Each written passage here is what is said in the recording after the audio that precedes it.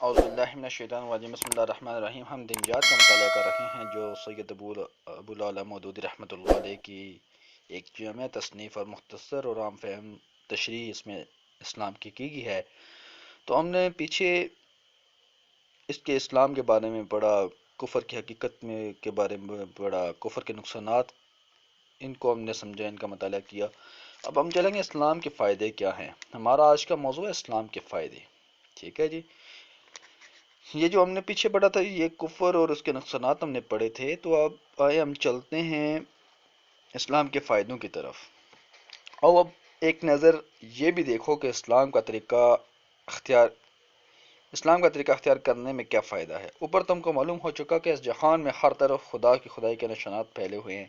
کائنات کا یہ عظیم الشان کارخانہ جو ایک مکمل نظام اور ایک کٹل قانون کے تحت چل رہا ہے، خود اس بات پر گواہ ہے کہ اس کا بنانے والا ایک زبردست فرما روا ہے جس کی حکومت سے کوئی چیز سرتابی نہیں کر سکتی۔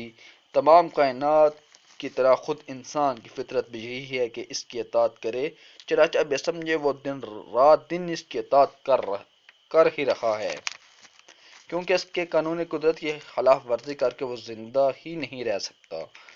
لیکن خدا نے انسان کو علم کی قابلیت، سوچنے سمجھنے کی قوت اور نیک اور بد کی تمیز دے کر ارادے اور اختیار میں تھوڑی سی آزادی بخش دی ہے۔ اس آزادی میں دراصل انسان کا امتحان ہے، اس کی عقل کا امتحان ہے، اس کے تمیز کا امتحان ہے، اور اس بات کا امتحان ہے کہ جو اسے آزادی عطا کی گئی ہے اس کو وہ کس طرح استعمال کرتا ہے۔ اس امتحان میں کوئی ایک طریقہ کار اختیار کرنے پر انسان کو مجبور نہیں کیا گیا، کیونکہ مجبور کرنے سے امتحان کا مقصد ہی فوت ہو جاتا ہے۔ تم سمجھ سکتے ہیں امتحان میں سوالات کا پرچہ دینے کے بعد اگر تم کو ایک خاص جواب دینے پر مجبور کر دیا جائے تو ایسے امتحان سے کوئی فائدہ نہ ہوگا۔ تمہاری اصل قابلیت تو اسی وقت کھلے گی جب تم کو ہر قسم کا جواب دینے کا اختیار حاصل ہو۔ اگر تم نے صحیح جواب دیا تو کامیاب ہوگے اور آئندہ ترقیوں کا دروازہ تمہارے لیے کھل جائے گا، اور اگر غلط جواب دیا تو ناکام ہوگے اور اپنی ناقابلیت سے خود ہی اپنی ترقی کا راستہ روک لوگے۔ بالکل اسی طرح اللہ تعالیٰ نے بھی اپنے امتحان میں انسان کو آزاد رکھا ہے کہ جو طریقہ چاہے اختیار کرے۔ اب ایک شخص تو وہ ہے جو خود اپنی اور کائنات کی فطرت کو نہیں سمجھتا، اپنے خالق کی ذات تو صفات کو پہچاننے میں غلطی کرتا ہے، اور اختیار کی جو آزادی اسے دی گئی ہے اسے فائدہ اٹھا کر نافرمانی اور سرکشی کا طریقہ اختیار کرتا ہے۔ یہ شخص علم اور عقل اور تمیز اور فرش شناسی کے امتحان میں ناکام ہو گیا۔ اس نے خود ثابت کر دیا کہ وہ ہر خاصیت سے ادنیٰ درجے کا آدمی ہے، لہذا اس کا وہی انجام ہونا چاہیے جو تم نے اوپر دیکھ لیا ہے۔ اس کے مقابلے میں ایک دوسرا شخص ہے جو اس امتحان میں کامیاب ہو گیا۔ اس نے علم اور عقل سے صحیح کام لے کر خدا کو جانا اور مانا، حالانکہ وہ ایسا کرنے پر مجبور نہیں کیا گیا تھا۔ اس نے نیک اور بد کی تمیز میں بھی غلطی نہ کی اور اپنے آزاد انتخاب سے نیکی ہی کو پسند کیا، حالانکہ وہ بدی کی طرف بھی مائل ہونے کا اختیار رکھتا تھا۔ اس نے اپنی فطرت کو سمجھا، اپنے خدا کو پہچانا اور نافرمانی کا اختیار رکھنے کے باوجود خدا کی فرمان برداری ہی اختیار کی۔ اس شخص کو امتحان میں اسی وجہ سے تو کامیابی نصیب ہوئی کہ اس نے اپنی عقل سے ٹھیک کام لیا، آنکھوں سے ٹھیک دیکھا، کانوں سے ٹھیک سنا، دماغ سے ٹھیک رائے قائم کی اور دل سے اسی بات کی پیروی اختیار کرنے کا فیصلہ کیا جو ٹھیک تھی۔ اس نے حق کو پہچان کر بھی ثابت کر دیا کہ وہ حق شناس ہے، اور حق کے آگے سر جھکا کر بھی دکھا دیا کہ وہ حق پرست ہے۔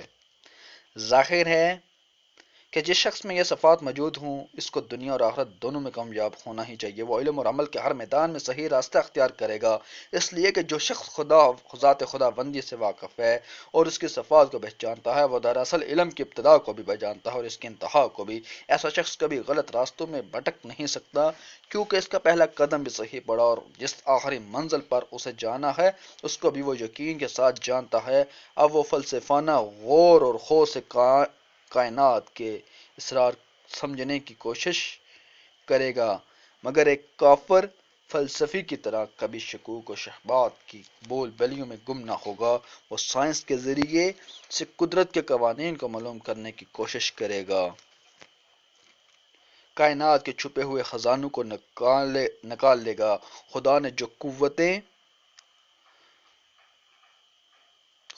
قوتیں دنیا میں اور خود انسانوں میں کے وجود میں پیدا کی ہیں، ان سب کو ڈھونڈ ڈھونڈ کر معلوم کرے گا۔ زمین و آسمان میں جتنی چیزیں ہیں، ان سب سے کام لینے کے بہتر سے بہتر طریقہ دریافت کرے گا، مگر خدا شناسی ہر موقع پر اس کو سائنس کا غلط استعمال کرنے سے روکے گی۔ وہ کبھی اس غلط فہمی میں نہ پڑے گا کہ ان چیزوں کا مالک ہوں، میں ان چیزوں کا مالک ہوں، میں نے فطرت اور فتح پا لی ہے، میں اپنے نفع کے لیے سائنس سے مدد لوں گا، دنیا کو زیر و زبر کر دوں گا، لوٹ مار اور کشت و خون کر کے اپنی طاقت کا سکہ سارے جہان میں بٹھا دوں گا۔ یہ ایک کافر سائنٹسٹ کا کام ہے۔ مسلم سائنٹسٹ جتنا زیادہ سائنس پر عبور حاصل کرے گا، اتنا ہی زیادہ خدا پر اس کا یقین بڑھے گا، اور اتنا ہی زیادہ وہ خدا کا شکر گزار بندہ بنے گا۔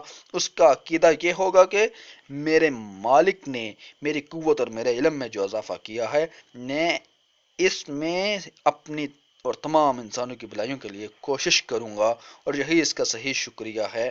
اسی طرح تاریخ، معاشیات، سیاسیات، قانون اور دوسرے علوم و فنون میں بھی ایک مسلم اپنی تحقیق اور جدوجہد کے لحاظ سے ایک کافر کے مقابلے میں کم نہ رہے گا، مگر دونوں کی نظر میں بڑا فرق ہوگا۔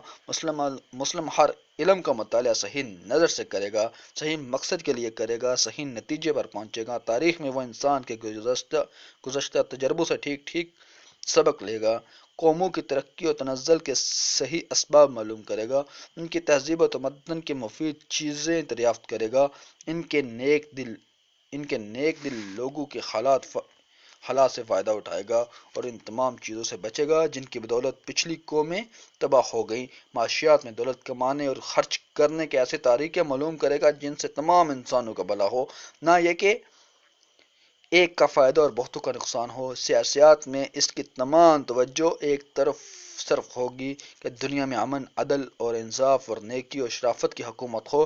کوئی شخص یا کوئی جماعت خدا کے بندوں کو اپنا بندہ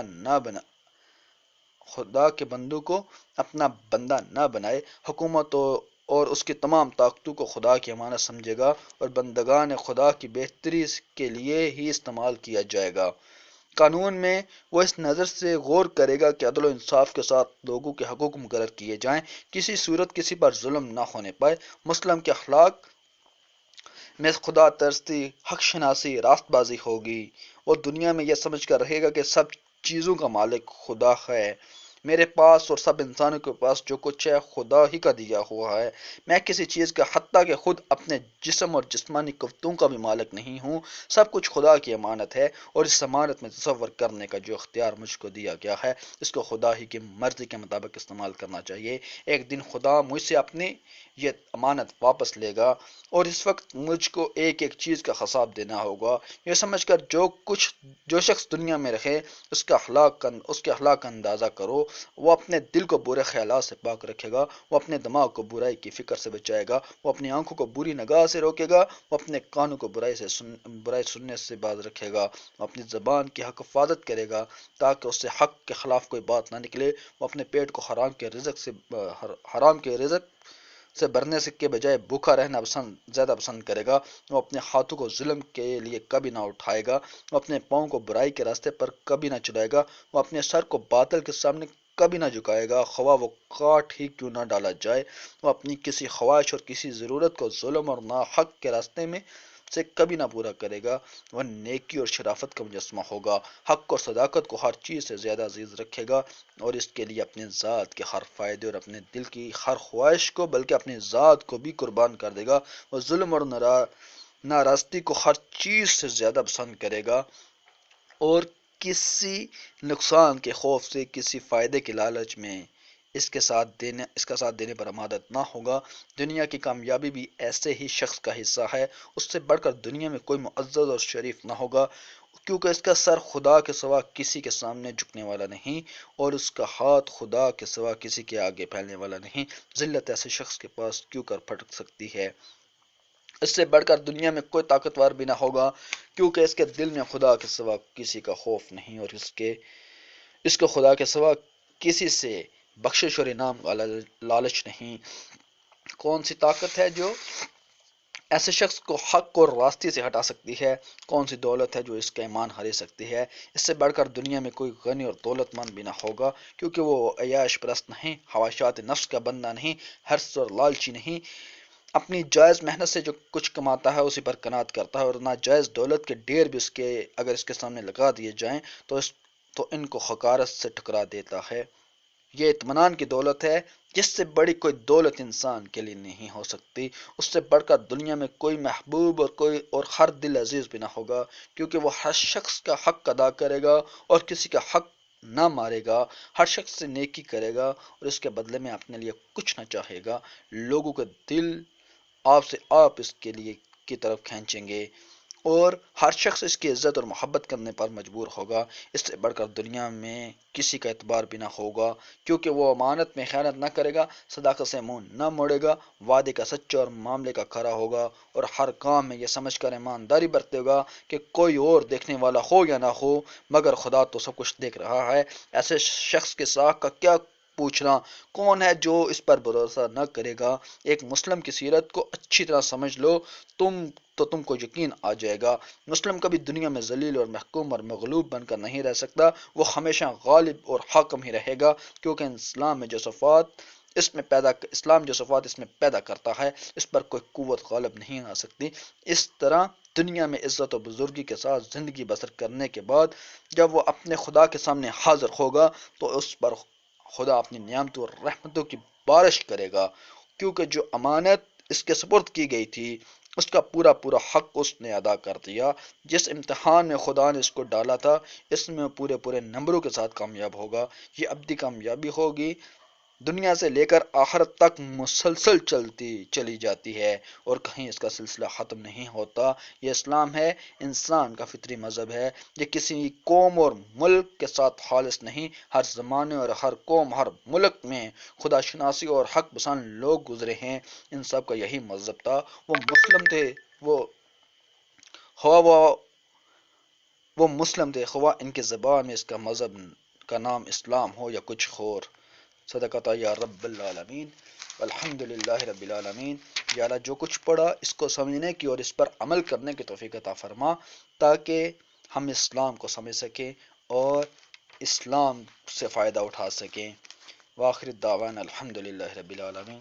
تمام ناظرین سے گزارش ہے کہ میرے اس چینل کو سبسکرائب کریں، اس ویڈیو کو شیئر کریں، تاکہ زیادہ سے زیادہ لوگوں کو یہ پیغام پہنچے اور اس سے لوگ مستفید ہوں اور اسلام کو ایک عام فہم طریقے میں اسلام کو سمجھ سکیں۔ وآخر الدعوانا الحمد للہ رب العالمین۔